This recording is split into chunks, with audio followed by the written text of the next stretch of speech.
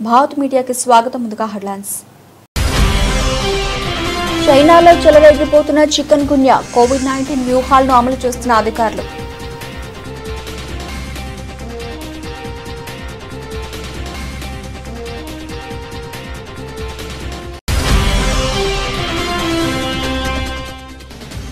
రైతుల కోసం ఎంతటి మూల్యమైనా చెల్లిస్తా, అమెరికాకు ప్రధాని మోదీ గట్టి కౌంటర్.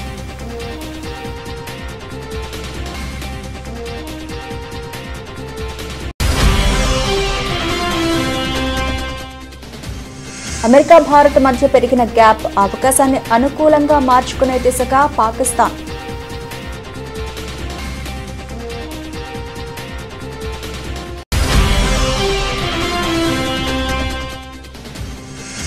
పేదల ఇళ్లు కూలిస్తే ఊరుకునేది లేదు, ఇరిగేషన్ శాఖపై మండిపడ్డ బీఆర్ఎస్ ఎమ్మెల్యే గంగుల కమలాకర్.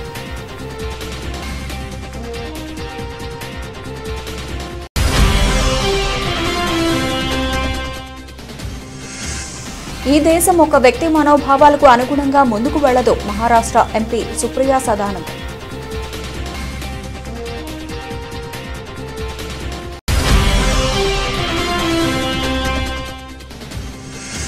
కాళేశ్వరం ప్రాజెక్టుపై కాంగ్రెస్ చేస్తున్న అసత్య ప్రచారాలు, బీఆర్ఎస్ సీనియర్ నేత మాజీ ఎమ్మెల్యే స్ట్రాంగ్ కౌంటర్.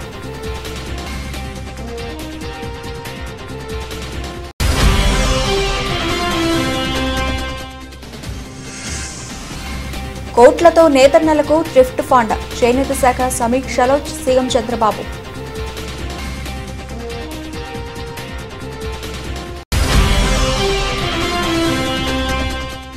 చంద్రబాబును ఉద్దేశించి తీవ్ర వ్యాఖ్యలు చేసిన పేర్ని నాని, పులివెందులలో గెలిచి వాపును చూపించుకునే ప్రయత్నం చేస్తున్నారని ఎద్దేవా.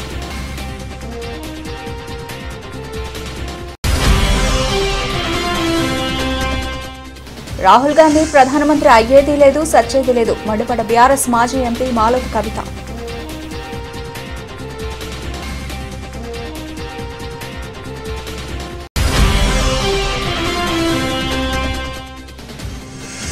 శక్తి అమలు సహా పలు కీలక నిర్ణయాలకు ఏపీ మంత్రివర్గం ఆమోదముద్ర, మీడియాకు వెల్లడించిన మంత్రి కొలుసు పార్థసారథి. చైనాలో చికెన్ గున్యా వైరస్ విజృంభిస్తోంది. దీంతో అధికారులు కఠిన నివారణ చర్యలు చేపట్టారు. దోమతెరల ఏర్పాటు, క్రిమిసంహారక మందులు చల్లడం, నిలిచి ఉన్న నీటిని శుభ్రం చేయని వారికి భారీ జరిమానాలు విధించడం, దోమలు పుట్టే ప్రదేశాలను గుర్తించడానికి డ్రోన్లను ఉపయోగించడం వంటి చర్యలు వేగవంతం చేశారు. బుధవారం నాటికి చైనాలో 7,000కు పైగా చికెన్ గున్యా కేసులు నమోదయ్యాయి.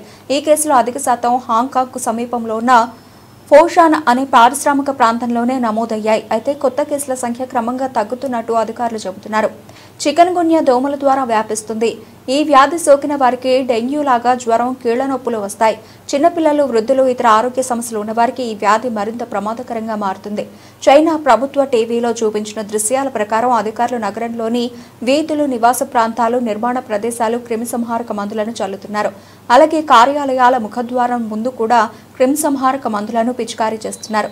ఇది గతంలో కోవిడ్-19 సమయంలో చైనా అనుసరించిన కఠిన వ్యూహాలను గుర్తు చేస్తోంది. బయట ఉన్న కుండలు, పూల కుండీలు లేదా ఇతర పాత్రల్లో నిల్వ ఉన్న నీటిని తొలగించని వారికి 10,000 యువాన్లు, సుమారు 1,15,000 రూపాయల వరకు జరిమానా విధించడంతో పాటు విద్యుత్ సరఫరాను నిలిపివేస్తున్నారు. అమెరికా ఇప్పటికే తమ పౌరులను చైనాలోని గాంగ్డాంగ్ ప్రావిన్స్ కు వెళ్లవద్దని సూచించింది. భారీ వర్షాలు, అధిక ఉష్ణోగ్రతలు ఈ వ్యాధి వ్యాప్తికి కారణమయ్యాయి. సాధారణంగా ఈ వ్యాధి ఉష్ణమండల ప్రాంతాల్లో కనిపిస్తుంది.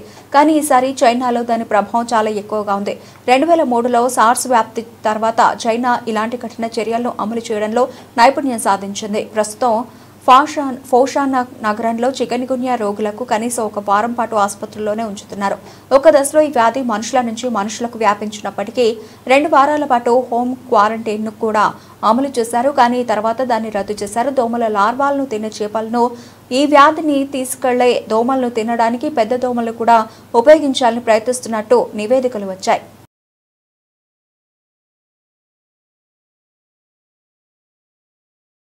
దేశ రైతుల ప్రయోజనాల విషయంలో ఎట్టి పరిస్థితుల్లోనూ రాజీ పడేది లేదని, వారి కోసం ఎంతటి మూల్యం చెల్లించడానికైనా తాను సిద్ధంగా ఉన్నానని ప్రధాని నరేంద్ర మోదీ స్పష్టం చేశారు. భారత్పై అమెరికా అధ్యక్షుడు డొనాల్డ్ ట్రంప్ సుంకాల యుద్ధాన్ని మరింత తీవ్రతరం చేసిన మరుసటి రోజే ప్రధాని వ్యాఖ్యలు చేయడం ప్రాధాన్యం సంతరించుకుంది. రష్యా నుండి ముడి చమురును దిగుమతి చేసుకున్నందుకు ప్రతీకార చర్యగా భారత ఎగుమతులపై అమెరికా బుధవారం అదనంగా 25% సుంకాన్ని విధించిన విషయం తెలిసిందే. గత నెల 20న విధించిన 25%తో కలిపి ఇప్పుడు మొత్తం సుంకం 50%కి చేరింది. ఈ నేపథ్యంలో ఢిల్లీలో జరిగిన ఎంఎస్ స్వామినాథన్ శతాబ్ది అంతర్జాతీయ సదస్సులో ప్రధాని మోదీ మాట్లాడారు. రైతులు, పశుపోషకులు, మత్స్యకారుల ప్రయోజనాలే మాకు అత్యంత ప్రాధాన్యం. ఈ విషయంలో భారత్ ఎన్నటికీ రాజీ పడదు. ఇందుకోసం నేను వ్యక్తిగతంగా భారీ మూల్యం చెల్లించాల్సి వస్తుందని తెలుసు. అయినా నేను సిద్ధంగా ఉన్నాను. దేశ రైతుల కోసం భారత్ సిద్ధంగా ఉంది అని ఆయన తేల్చి చెప్పారు. అమెరికా చర్యపై భారత విదేశాంగ శాఖ కూడా తీవ్రంగా స్పందించింది. రష్యా చమురు దిగుమతుల విషయంలో భారత్ను లక్ష్యంగా చేసుకోవడం అన్యాయమైన, అహేతుకమైన చర్య అని పేర్కొంది. దేశ ప్రయోజనాల పరిరక్షణకు అవసరమైన అన్ని చర్యలు తీసుకుంటామని స్పష్టం చేసింది. 140 కోట్ల మంది ప్రజల ఇంధన భద్రతను దృష్టిలో ఉంచుకునే తమ దిగుమతులు ఉంటాయని తెలిపింది. हमारे लिए अपने किसानों का हित सर्वोच्च प्राथमिकता है.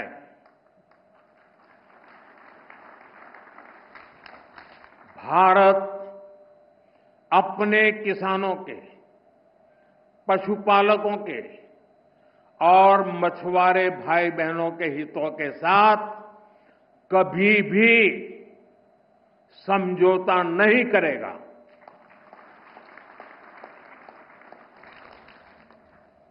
और मैं जानता हूं व्यक्तिगत रूप से मुझे बहुत बड़ी कीमत चुकानी पड़ेगी, लेकिन मैं इसके लिए तैयार हूं.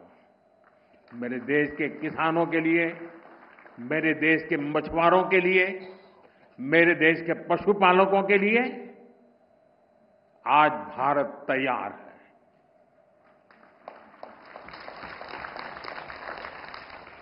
किसानों की आय बढ़ाना, खेती पर खर्च कम करना,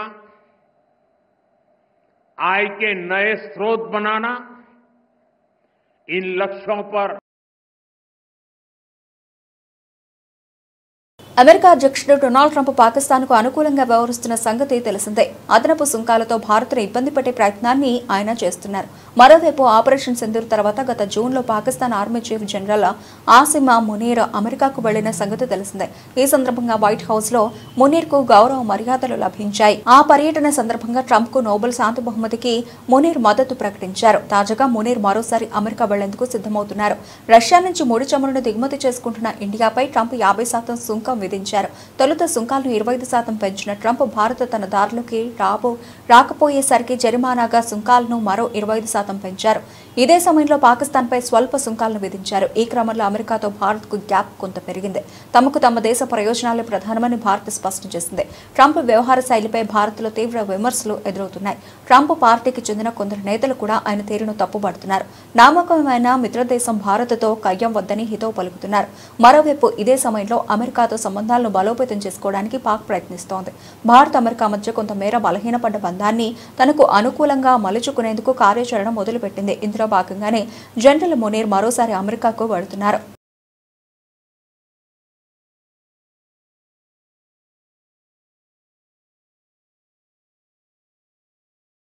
కరీంనగర్లోని ఎల్ఎంజీ డ్యాం కట్టను ఆనుకొని ఉన్న బతుకమ్మ హస్నాపూర్ కాలనీ వాసులకు ఇరిగేషన్ శాఖ నోటీసులు జారీ చేసింది. డ్యాం సేఫ్టీ నిబంధనల ప్రకారం డ్యాం కట్ట నుంచి 200 మీటర్ల పరిధిలో ఉన్నవారు ప్రత్యామ్నాయం చూసుకోవాలని నోటీసులో పేర్కొన్నారు. విషయం తెలుసుకుని కాలనీ వాసులను కలిసేందుకు వెళ్లిన ఎమ్మెల్యే గంగుల కమలాకర్తో 30 ఏళ్లుగా ఇక్కడే ఉంటున్నామని, ఇప్పుడు వెళ్లమంటే ఎక్కడికి వెళ్లాలని తమ గోడు బాధితులు చెప్పుకున్నారు. పేద ప్రజలకు ఇచ్చిన నోటీసులు వెంటనే వెనక్కి తీసుకోవాలని, వారి ఇళ్లు కూలిస్తే బీఆర్ఎస్ పార్టీ తరఫున ఉద్యమం చేస్తామని ఇరిగేషన్ శాఖ అధికారులను ఎమ్మెల్యే గంగుల కమలాకర్ హెచ్చరించారు. 200 మంది కుటుంబాలు ఉన్నారు. అందరూ పొద్దున్న లేస్తే పనులు వంట పనులు చేసేటోళ్ళు.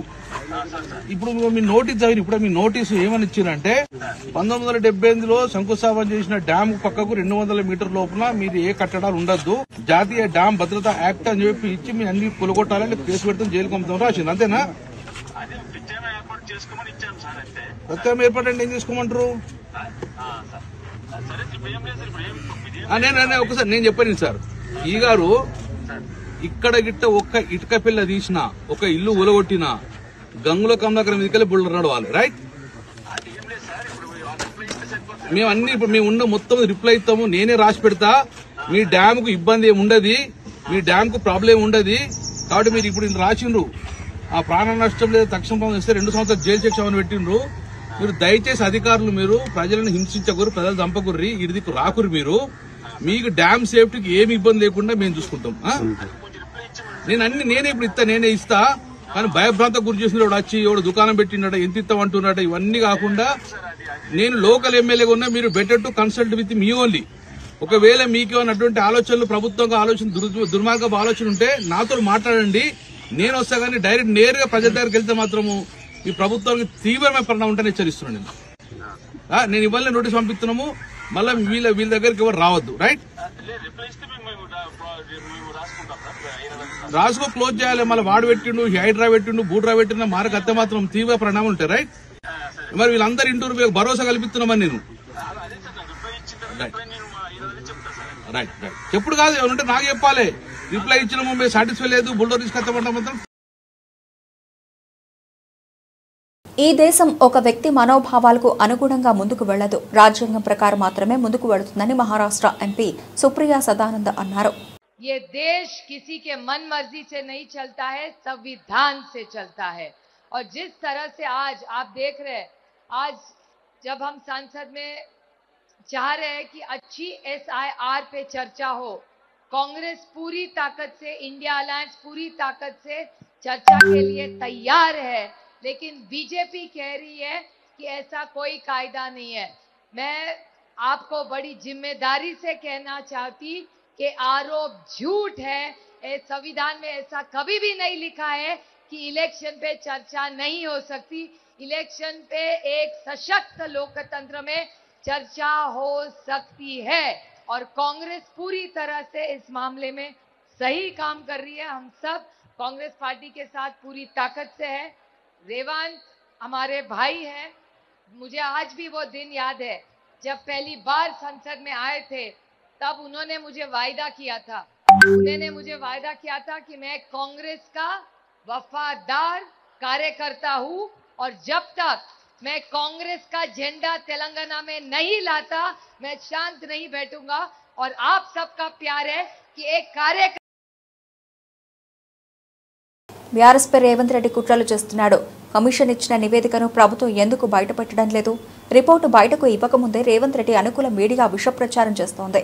కాంగ్రెస్ ప్రభుత్వంలో అనేక స్కాములు జరుగుతున్నాయి. కోర్టు సమాధానం చెప్పమంటే కాంగ్రెస్ నాయకులు తప్పించుకుని తిరుగుతున్నారు. కాంగ్రెస్ ప్రభుత్వం, ముఖ్యమంత్రి, మంత్రులకు చట్టం తెలియదా, లేక తెలిసి వక్రీకరించి రాజకీయ లబ్ధి పొందాలని కుటిల యత్నమా? కమిషన్ ఆఫ్ ఎంక్వైరీస్ చట్టం ప్రకారం ఒక న్యాయమూర్తిని విచారణ కమిషన్కు నియమించిన ఆ కమిషన్ న్యాయ వ్యవస్థలో భాగం కాదు. అంటే ఆ కమిషన్ కోర్టుల న్యాయ తీర్పులు ఇవ్వలేరు, మరియు కోర్టులు కలిగిన అధికారులు వారికి ఉండవు. కమిషన్ నివేదిక ఇవ్వడం మాత్రమే చేస్తుంది. కనుక జడ్జి ఉన్నా సరే అది న్యాయ వ్యవస్థలో భాగంగా పరిగణించబడదు. ఈ చట్టాన్ని ఉద్దేశపూర్వకంగా తప్పుడు వివరణ ఇవ్వడం రాజ్యాంగం మీద ప్రమాణం చేసిన మంత్రిమండలికి తగదు. న్యాయ వ్యవస్థను కేసీఆర్, హరీష్ రావు గౌరవించట్లేదని ముఖ్యమంత్రి రేవంత్ రెడ్డి, మంత్రి ఉత్తమ్ కుమార్ రెడ్డి విమర్శ చేయడం వారి అవగాహన రాహిత్యానికి నిదర్శనం.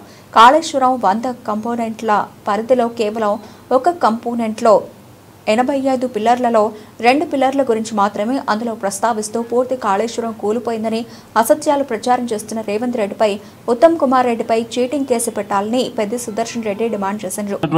ముఖ్యమంత్రి గారు దాని జడ్జిమెంట్ గా దుష్ప్రచారానికి ఒడిగడతా ఉన్నారు. ఒక సెక్షన్ ఆఫ్ మీడియా అయితే సంపూర్ణంగా అది జడ్జిమెంట్ అయిపోయింది అనేటువంటి ఒక రాజ్యాంగ ఉల్లంఘనలకు ఇవాళ ఈ ప్రభుత్వ తరఫున ప్రభుత్వం గాని కొంతమంది అధికారులు కూడా పాల్పడతా ఉన్నారు. కమిషనర్ ఆఫ్ ఎంక్వైరీస్ చట్ట పరిధిలో తెలంగాణ కాంగ్రెస్ ప్రభుత్వము కాళేశ్వరం దగ్గర కాళేశ్వరం ప్రాజెక్టులో ఒక పార్ట్ అయినటువంటి మేడిగడ్డ 2 పిల్లర్లు కుంగడానికి గల కారణాల మీద మాత్రమే కమిషనర్ ఆఫ్ ఎంక్వైరీస్ చట్ట పరిధిలో జడ్జి గారిని పినాకి చంద్రఘోష్ గారి కమిషన్ వేయడం జరిగింది. కమిషన్ కేవలము కాళేశ్వరములో ఉండబడిన 100 ప్రమాణికాలను కాదని ఒక్క ప్రామాణికమైనటువంటి మేడిగడ్డ బ్యారేజీలో ఉండబడినటువంటి టెక్నికల్ ఇష్యూస్ మీద మాత్రమే నివేదిక తయారు చేయడానికి సంబంధించిన సాక్షులను గాని ఇతరత్ర ఇన్ఫర్మేషన్ గాని కలెక్ట్ చేసింది. ఇవాళ 655 పేజీలతో కూడినటువంటి నివేదికను కాంగ్రెస్ పార్టీ ప్రభుత్వం ఇప్పటి వరకు బయట పెట్టకపోవడం అంటేనే ఇవాళ కేవలం 55 పేజీల నివేదిక మాత్రమే అనుకూలమైనటువంటి పదాలున్నటువంటి కూర్పును ఒక కుట్రపూరితంగా తయారు చేసి ఇవాళ విష ప్రచారానికి రేవంత్ రెడ్డి పాల్పడతా ఉన్నాడు. దమ్ముంటే చేతనైతే మీరు దద్దమ్మలు కాకుంటే దొంగ నాటకాలు కాళేశ్వరం పైన మీరు ఆడకుంటే మీకు చిత్తశుద్ధి ఉంటే 655 పేజీల చేనేత రంగానికి ఊతమిచ్చేలా నేతన్నలను ఆదుకునేందుకు రాష్ట్ర ప్రభుత్వం కొన్ని కీలక నిర్ణయాలు తీసుకుంది. మంగళవారం చేనేత శాఖపై రాష్ట్ర సచివాలయంలో సీఎం సమీక్షించారు. చేనేత కార్మికులను ఏ విధంగా ఆదుకోవాలనే అంశంపై చర్చించారు. వ్యవసాయం తర్వాత చేనేత అత్యంత కీలకమైన రంగంగా ఉందని, దీని మీద ఆధారపడిన వారికి అండగా నిలవాల్సిన అవసరం ఉందని సీఎం అన్నారు. ఈ మేరకు ఇటీవల జమలమడుగు పర్యటనలో ఓ చేనేత కుటుంబ సభ్యులతో మాట్లాడిన సమయంలో తన దృష్టికి వచ్చిన అంశాలను సమీక్షలో చంద్రబాబు ప్రస్తావించారు. మగ్గాలకు 200 యూనిట్లు, అలాగే పవర్ లూమ్స్ కు 500 యూనిట్ల వరకు ఉచితంగా విద్యుత్ అందివ్వాలని నిర్ణయించారు. ఈ మేరకు చేపట్టాల్సిన ప్రక్రియను వెంటనే ప్రారంభించాలని సీఎం అధికారులను ఆదేశించారు. చేనేత వస్త్రాలపై జీఎస్టీ విషయంలో ఈ సమీక్షలో మరో కీలక నిర్ణయం తీసుకున్నారు. హ్యాండ్లూమ్ వస్త్రాలపై జీఎస్టీని రాష్ట్ర ప్రభుత్వమే పూర్తిగా భరించేందుకు సిద్ధమైంది. చేనేత వస్త్రాలపై విధిస్తున్న జీఎస్టీని రాష్ట్ర ప్రభుత్వమే కేంద్రానికి చెల్లించనుంది. చేనేత వస్త్రాలపై జీఎస్టీ విషయంలో ఎన్నికల్లో ఇచ్చిన హామీని నెరవేర్చేలా ఈ సమీక్షలో సీఎం నిర్ణయం తీసుకున్నారు. దీనివల్ల చేనేత రంగం పుంజుకుంటుందని, తక్కువ ధరల్లో చేనేత వస్త్రాలు అందుబాటులోకి వస్తాయని అధికారులు వివరించారు.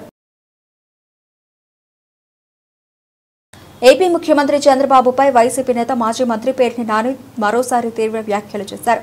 చంద్రబాబుకి వయసు పెరిగే కొద్దీ సంకుచిత ఆలోచన ధోరణి పెరిగిపోతోందని ఆయన మండిపడ్డారు. ఖాళీగా ఉన్న స్థానిక సంస్థలకు ఎన్నికలు నిర్వహించాల్సిందేనని, అయితే కేవలం పులివెందుల జెడ్పీటీసీకి మాత్రమే బై ఎలక్షన్ పెట్టారని విమర్శించారు. కూటమి ప్రభుత్వం ఎన్ని అడ్డంకులు సృష్టించినా పులివెందుల జెడ్పీటీసీకి నామినేషన్ వేశామని చెప్పారు. వైసీపీ నామినేషన్ వేసినప్పటి నుంచి చుట్టుపక్కల ప్రాంతాల నుంచి రౌడీలను దించారని పేర్ని నాని దుయ్యబట్టారు. చంద్రబాబు అనుసరిస్తున్న విధానాలను కేవలం సినిమాల్లోనే చూస్తూ ఉంటామని అన్నారు. కానీ ఇప్పుడు చంద్రబాబు వాటిని అందరికీ నేర్పిస్తున్నారని చెప్పారు. బీసీ నేత అయిన వైసీపీ ఎమ్మెల్సీ రమేష్ యాదవ్ రాముపై దాడి చేయించారని మండిపడ్డారు. కత్తులు, రాడ్లతో పైశాచికంగా దాడి చేశారని, కార్లను ధ్వంసం చేశారని ఆగ్రహం వ్యక్తం చేశారు. జగన్ అధికారంలోకి వస్తే మీకు ఎలాంటి గతి పడుతుందో మీరే ఆలోచించుకోవాలని హెచ్చరించారు. పులివెందులలో జరిగిన దాడి గురించి పోలీసులకు ముందే తెలుసని పేర్ని నాని ఆరోపించారు. సినిమా స్క్రిప్ట్ మాత్రం మొత్తం వ్యవహార పక్కా ప్రణాళిక ప్రకారమే జరిగిందని అన్నారు. పులివెందులలో గెలిచామని తమ వాపును చూపించుకునే ప్రయత్నాన్ని చంద్రబాబు చేస్తున్నారని దేవా చేశారు. ఒక్క కేసు లేని వారిపై కూడా బైండ్ ఓవర్లు పెట్టారని మండిపడ్డారు. ఎన్నికల చరిత్రలో ఎప్పుడూ ఇలా జరగలేదని అన్నారు. జనాలను భయభ్రాంతులకు గురిచేసి గెలిచామని జబ్బలు చెరుచుకోవద్దని వ్యాఖ్యానించారు. ఎన్నికల కమిషనర్ మౌనంగా ఉంటే రాష్ట్రం అగ్నిగుండంగా మారుతుందని హెచ్చరించారు. ప్రశాంత వాతావరణంలో ఎన్నికలు నిర్వహించాలని ఎన్నికల కమిషనర్ను కోరామని చెప్పారు. ఎక్కడైతే గడుస్తుందనుకుంటున్నారో లేదా 1-2 చోట్ల ఎన్నికలు జరిపి తద్వారా ప్రజల్లో సన్నగిల్లుతున్న లేదా ప్రజల్లో మసగబారుతున్నటువంటి తమ ప్రభుత్వం యొక్క పలుకుబడిని పిల్లి మొగ్గలేసి నిలబెట్టుకోవాలనేటువంటి తంతులో భాగంగా రాష్ట్రంలో పదుల సంఖ్యలో ఖాళీలున్నప్పటికీ కూడా పులివెందుల జెడ్పీటీసీని మాత్రం ఎన్నుకుని దాన్ని బై ఎలక్షన్కు తీసుకొచ్చి నామినేషన్ల కట్టడి దగ్గర నుంచి ఇవాళ వైఎస్ఆర్ కాంగ్రెస్ పార్టీకి చెందినటువంటి పులివెందుల జెడ్పీటీసీ మరణిస్తే ఆ మరణించిన ఆయన కుటుంబ సభ్యుల్ని మేము పోటీకి పెడితే ఇవాళ తెలుగుదేశం పార్టీ నామినేషన్ వేయకుండా అడ్డుకోవటం, నామినేషన్ అడ్డుకున్న దాన్ని కూడా అధిగమించి వైఎస్ఆర్ కాంగ్రెస్ పార్టీ నామినేషన్ దాఖలు చేయటం, దాఖలు చేసినటువంటి మరుసటి రోజు నుంచి కూడా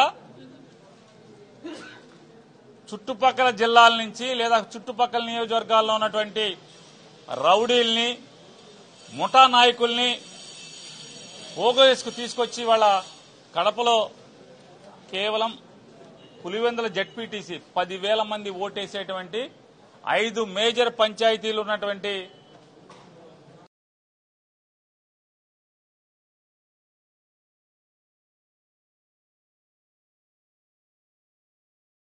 ఢిల్లీలో కాంగ్రెస్ నాయకులు భారీ ధర్నా అని అన్నారు. ప్రత్యేక రైల్లో కార్యకర్తలను తరలించిన ధర్నా దగ్గర 200 నుండి 300 మంది కనిపించలేదు. బీసీ బిల్లు మీద కాంగ్రెస్ నాయకులకు చిత్తశుద్ధి లేదు. రాష్ట్రపతి బిల్లును ఆమోదించడం లేదని సుప్రీంకోర్టుకు వెళ్లాలి గానీ కాంగ్రెస్ నాయకులు మళ్లీ గవర్నర్ దగ్గరికి వెళ్లి కావాలని డ్రామాలు ఆడుతున్నారు. రాహుల్ గాంధీ ప్రధానమంత్రి అయ్యేది లేదు, సచ్చేది లేదు. బీసీ బిడ్డలకు రిజర్వేషన్లు ఇచ్చేది లేదని బీఆర్ఎస్ మాజీ ఎంపీ మాలోతు కవిత మండిపడ్డారు. అసలు నిన్న ఏదైతే జంతర్ మంతర్ దగ్గర వాళ్ళు ధర్నా పెట్టిండ్రో మొన్న 2 రోజుల మొత్తం 2-3 రోజుల క్రితం ఏం చేసిండ్రు, హైదరాబాద్లో ఓ ట్రైన్ జెండా ఊపి మేము ఇక్కడ వచ్చి పెద్ద ఎత్తున చేస్తున్నాము, స్తంభింపజేస్తున్నాం అని చెప్పి ఏదో షో ఆఫ్ చేసి ఏదో డ్రామా చేసి తిప్పి కొడితే 200 మంది 200-300 మంది ఒక ముఖ్యమంత్రి సాక్షాత్ వారు వచ్చి ధర్నా చేస్తే 200-300 మంది కూడా లేకుండా ఏదో తూతూ మంత్రంగా బీసీ నాయకులు అంటే బీసీ బిడ్డలంటే మాకు ప్రేమ ఉంది, రిజర్వేషన్ ఏదో కొట్లాడుతుందని చెప్పేసి ఏదో మీరు హైడ్రామా ఏ చేసిండ్రో ఫస్ట్ అది అట్టరీ ఫ్లాప్ అది. ఎందుకంటే వాళ్ళకి చిత్తశుద్ధి లేదు కాబట్టి వాళ్ళు ఏదైతే ఇప్పుడు గవర్నర్ దగ్గర ఏదైతే ముసాయిదా పెట్టిండ్రో అసలు వాస్తవంగా వాళ్ళు ఇంతైనా జ్ఞానం ఉందా? ఇంతకుముందే బీఆర్ఎస్ పార్టీ కానీ మిగతా బీజేపీ పార్టీ వాళ్ళు కానీ అందరూ కూడా అసెంబ్లీలో తీర్మానం పెట్టిన తర్వాత మీరు రాష్ట్రపతి ఆధీనంలో ఉన్న తర్వాత మళ్ళీ మీరు ఆర్డినెన్స్ తీసుకోవడంలోనే మీ దొంగతనం మీ లంగతనం అక్కడే కనపడతా ఉంది. మీరు ఇప్పుడు గవర్నర్కి ఆర్డినెన్స్ మళ్ళీ పంపించారు కాబట్టే రాష్ట్రపతి ఆధీనంలో పెండింగ్లో పడ్డది. మీకు నిజంగా చిత్తశుద్ధి ఉంటే రేవంత్ రెడ్డి గారు మీ పార్టీ ఏం చేయాలి? రాష్ట్రపతి దగ్గర వారు ఎటువంటి నిర్ణయం తీసుకోవట్లేరు, రాష్ట్రంలో బీసీ బిడ్డలందరూ భగ్గుమంటా ఉన్నారు అని సుప్రీంకోర్టు పోవాల్సింది మీరు ఎక్కడ పోకుండా ఇక్కడ డ్రామాలు చేసుకుంటూ చాలా తమాషా ఆడుతూ ఉన్నారు. రాష్ట్రంలో నూతన బార్ పాలసీ, స్త్రీ శక్తి అమలు సహా పలు కీలక నిర్ణయాలకు ఏపీ మంత్రివర్గం ఆమోదముద్ర వేసింది. మంత్రివర్గ సమావేశంలో తీసుకున్న నిర్ణయాలను సమాచార ప్రసార శాఖ మంత్రి కొలుసు పార్థసారథి మీడియాకు వెల్లడించారు. హెయిర్ కటింగ్ సెలూన్లకు 200 యూనిట్ల వరకు, చేనేత మగ్గాలకు 200, మరమగ్గాలకు 500 యూనిట్ల వరకు ఉచిత విద్యుత్కు కేబినెట్ గ్రీన్ సిగ్నల్ ఇచ్చిందని మంత్రి వివరించారు. పర్యాటక రంగంలో పెట్టుబడులను ప్రోత్సహిస్తున్నామని, అరకు, భవానీ ఐలాండ్స్ లో మరిన్ని సౌకర్యాలు కల్పిస్తామని మంత్రి చెప్పారు. 900 కోట్ల రూపాయలు ఏపీ బీడీసీఎల్ రుణాలకు ప్రభుత్వ హామీకి మంత్రివర్గం ఆమోదం తెలిపిందన్నారు. వైష్ణవి ఇన్ఫ్రా కంపెనీకి 25 ఎకరాల తిరుమల తిరుపతి దేవస్థానం భూమిని ఇచ్చేందుకు కేబినెట్ అనుమతి ఇచ్చినట్లు వెల్లడించారు.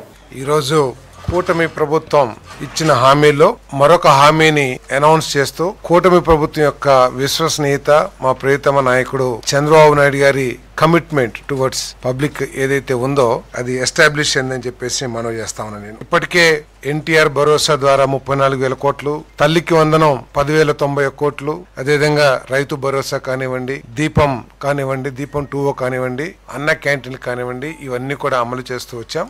మరో హామీ ఏదైతే మహిళలకు ఉచిత బస్సు ఏదైతే ఉందో దాన్ని ఈ నెల 15వ తారీఖు నుంచి ప్రారంభించబోతున్నాం అని చెప్పేసి చెప్పడానికి సంతోషిస్తున్నాం అని చెప్పేసి మనం చేస్తాను. ఎన్నికల్లో ఇచ్చిన హామీ మేరకు మహిళల సాధికారిత, మహిళల అభివృద్ధి, అన్ని రంగాల్లో కూడా మహిళల భాగస్వామ్యం ఉండాలనే లక్ష్యంతో వారికి మేలు చేకూరే విధంగా వారి ఉద్యోగ అవకాశాల కోసం కానివ్వండి, లేదు వారి విద్యా అవకాశాల కోసం కానివ్వండి, ఇంకా అనేక అవసరాల కోసం ఈ బస్సుల్ని ఉపయోగించుకోవటానికి వారికి వీలుగా ఉంటుంది. ప్రభుత్వం అనేక ఆర్థిక ఒడిదుడుకులు, ఆర్థిక సమస్యలు ఎదుర్కొంటున్నా కూడా చంద్రబాబు నాయుడు గారి నాయకత్వంలోని ఈ కూటమి ప్రభుత్వం హామీలన్నింటినీ కూడా అమలు చేస్తుందని చెప్పేసి నేను మనవి చేస్తాను. ఉచిత బస్సు పథకానికి ముఖ్యమంత్రి గారు స్త్రీ శక్తి అని చెప్పేసి నామకరణం కూడా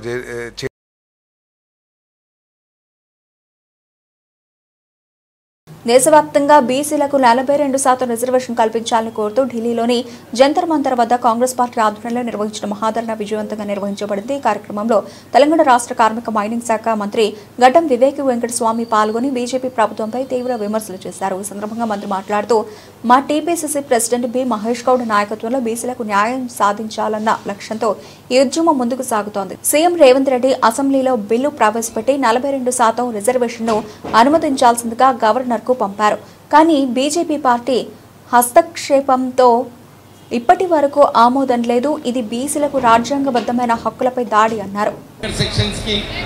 10% రిజర్వేషన్ కల్పించినారు, అట్లానే బీసీలకు కూడా 42% రిజర్వేషన్ కల్పించాలని చెప్పి అందరూ కూడా ఈరోజు బీజేపీ ప్రభుత్వం పైన ఒత్తిడి తీసుకురావడానికి మీరందరూ రావడం జరిగింది. ముఖ్యమంత్రి రేవంత్ రెడ్డి గారు వారు అసెంబ్లీలో మాట్లాడేటప్పుడు ఇదే చెప్పినారు. రాహుల్ గాంధీ గారికి ఒక విజన్ ఉన్నది, ఈ దేశంలో బీసీలకు అందరికీ కూడా హక్కులు కల్పించాలి, వీళ్ళకి 42% రిజర్వేషన్ ఎట్లా తీసుకొచ్చి తింటామని చెప్పి రాహుల్ గాంధీ గారి ఏదైతే ఆలోచన ఉందో అది రేవంత్ రెడ్డి గారు అసెంబ్లీలో పెట్టి చర్చకు పెట్టి అందరికీ కూడా యునానిమస్ రెజల్యూషన్ ఏదైతే ఉందో లోకల్ బాడీస్లో మనము 42% రిజర్వేషన్ కల్పించాలని చెప్పి వారు ఈ రెజల్యూషన్ పాస్ చేయించి గవర్నర్కి పంపిస్తే కేవలం బీజేపీ పార్టీ అడ్డుకోవాలని చెప్పి ప్రెసిడెంట్ గారు పంపించి 40 రోజులు అయినాక కూడా వారు అట్లనే అడ్డుకున్నారు. అసలు తమిళనాడులో సుప్రీంకోర్టు డిసిషన్ తర్వాత 30 రోజుల తర్వాత అమెరికా అధ్యక్షుడు డొనాల్డ్ ట్రంప్ భారతీయ వస్తువులపై 25% అదనపు సుంకం విధించడంతో దేశీయ స్టాక్ మార్కెట్లు గురువారం భారీ నష్టాలతో ప్రారంభమయ్యాయి. రష్యా నుంచి భారతదేశం చమురు దిగుమతులు కొనసాగిస్తూ ఉండడంపై ఆగ్రహం వ్యక్తం చేస్తూ ట్రంప్ ఈ నిర్ణయం తీసుకున్నారు. దీంతో మొత్తం టారిఫ్ 50%కి చేరింది. ఈ ప్రభావంతో ముఖ్యంగా వస్త్రాలు, సముద్ర ఉత్పత్తులు, తోలు వంటి ఎగుమతి రంగాలు తీవ్రంగా దెబ్బతినే అవకాశం ఉంది. భారతదేశం ఈ చర్యను అన్యాయం, అసంబద్ధం అని ఖండించింది. రష్యా చమురు దిగుమతుల కారణంగా అమెరికా నుంచి 50% టారిఫ్ ఎదుర్కొంటున్న దేశాల్లో బ్రెజిల్ తర్వాత భారతదేశం రెండవది. ఉదయం ట్రేడింగ్ లో 30 షేర్ల బీఎస్ఈ సెన్సెక్స్ 335.71 పాయింట్లు పడిపోయి 80,208.28 వద్ద, 50 షేర్ల ఎన్ఎస్సి నిఫ్టీ 114.15 పాయింట్లు తగ్గి 24,460.05 వద్ద ట్రేడ్ అయ్యాయి. సెన్సెక్స్లోని Adani Ports, Tata Motors, Kotak Mahindra Bank, Eternal, Tata Steel, NTPC వంటి సంస్థలు నష్టాల్లో ఉన్నాయి. అయితే Trent, Titan, Sun Pharma, ITC వంటి షేర్లు లాభాలు నమోదు చేశాయి. ఆసియా మార్కెట్లలో మాత్రం దక్షిణ కొరియా కిస్పీ, Japan Nikkei 225, Shanghai SSC Composite, Hong Kong Hang Seng సూచీలు సానుకూలంగా కొనసాగాయి. బుధవారం అమెరికా మార్కెట్లు లాభాలతో ముగిశాయి. అయితే విదేశీ సంస్థాగత పెట్టుబడిదారులు బుధవారం 4,999.10 కోట్ల రూపాయల విలువైన ఈక్విటీలను విక్రయించారు. Global oil benchmark Brent crude బ్యారెల్కు 1% పెరిగి $67.56 చేరుకుంది. బుధవారం సెన్సెక్స్ 160.26 పాయింట్లు పడిపోయి 80,543.99 వద్ద, నిఫ్టీ 75.35 పాయింట్లు తగ్గి 24,574.20 వద్ద ముగిశాయి. బ్రిటన్ ముగించే ముందు హెడ్లైన్స్ మరోసారి. చైనాలో చెలరేగిపోతున్న చికెన్ గున్యా, కోవిడ్-19 వ్యూహాలను అమలు చేస్తున్న అధికారులు.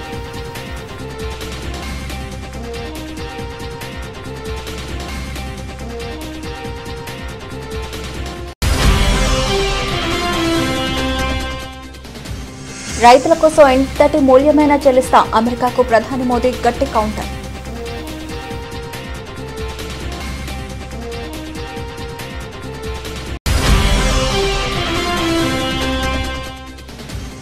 అమెరికా, భారత్ మధ్య పెరిగిన గ్యాప్, అవకాశాన్ని అనుకూలంగా మార్చుకునే దిశగా పాకిస్తాన్.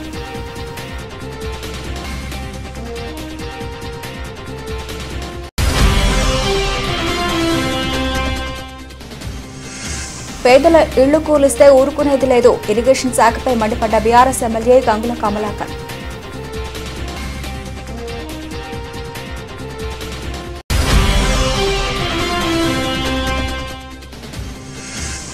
ఈ దేశం ఒక వ్యక్తి మనోభావాలకు అనుగుణంగా ముందుకు వెళ్లదు, మహారాష్ట్ర ఎంపీ సుప్రియా సదానంద్.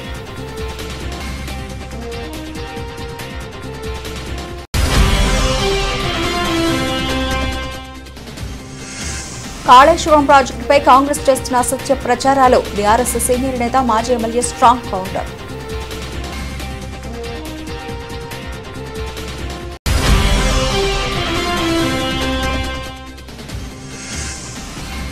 కోట్లతో నేతన్నలకు థ్రిఫ్ట్ ఫండ్, చేనేత శాఖ సమీక్షలో సీఎం చంద్రబాబు.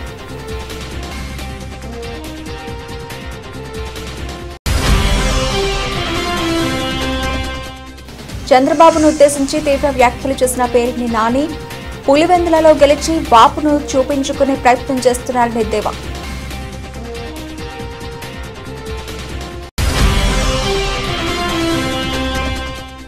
రాహుల్ గాంధీ ప్రధానమంత్రి అయ్యేది లేదు, సచ్చేది లేదు, మండిపడ్డ బీఆర్ఎస్ మాజీ ఎంపీ మాలత్ కవిత.